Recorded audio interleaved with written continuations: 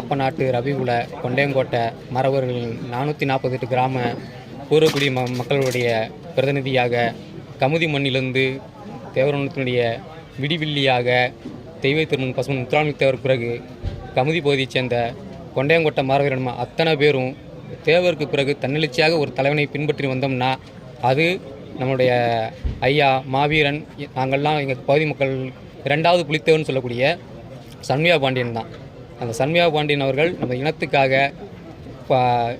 எத்தனையோ சிறை வழக்கு எவ்வளவோ கஷ்ட நஷ்டங்கள் தனது குடும்ப எல்லாத்தையும் இழந்து இந்த சமுதாயத்துக்காக ஓடி ஓடி உழைச்சது எல்லாமே இன்றைக்கி நினைக்கும் போது நமக்கெல்லாம் கண்ணீராக பெருகுது. ஏன்னா அந்த தலைவர் என்ன சொல்கிறது, இந்த இனத்துக்காக ரத்தம் சிந்தி உழைத்த மனுஷன். நம்மளாம் கண்கூடாக பார்த்தோம்.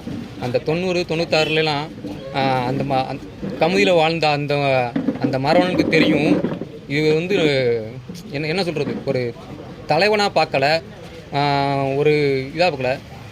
இந்த சமுதாயத்தை காக்க வந்த கடவுளாக பார்த்தோம். சண்முகா பாண்டியனை இந்த சமுதாயத்தை காக்க வந்த கடவுளாக பார்த்து நாங்கள் எல்லோரும் அந்த தலைவனை பெருசாக கொண்டாடிட்டு வந்தோம். இப்போ என்னன்னா, இந்த மனுஷன் எங்களுக்குள்ள ஒரு சின்ன ஒரு வருத்தம் இருக்கும். இந்த மனுஷன் கமுதியில் பிறக்காமல் போயிட்டாரேன்னு ஒரு வருத்தம் எங்களுக்கு. கமுதியில் மட்டும் பிறந்திருந்தா நேரம் என்ன சொல்கிறது, கமுதியை தம்பித்து போகிற அளவுக்கு மக்கள் கூட்டம் அங்கே கூடியிருப்போம். ஏன்னா நாங்கள் எல்லாருமே ஆப்பனார் சொல்லுவார், அடிக்கடி சொல்கிறதுனா என்னுடைய உடல் தான் இங்கே இருக்குமே தவிர என்னுடைய உள்ளம் என்னுடைய இருதயம் எல்லாமே ஆப்பநாடு தான் அப்படின்ட்டு அந்த தேவர் சமுதாயத்துக்காக ஓடி உழைச்ச அந்த மனுஷன் இன்றைக்கி இல்லைங்கும் போது எங்களால் ஜீரணிக்க முடியல, ஏற்றுக்க முடியல. அந்த தலைவனுக்கு இறுதி மரியாதை செலுத்துறதுக்காக இன்றைக்கி கமுதி பகுதியிலேருந்து இங்கே வந்திருக்கோம். எங்களுக்கெல்லாம் ஒரு கடவுளாக இருந்து இந்த சமுதாயத்தை காத்து தந்தவர்.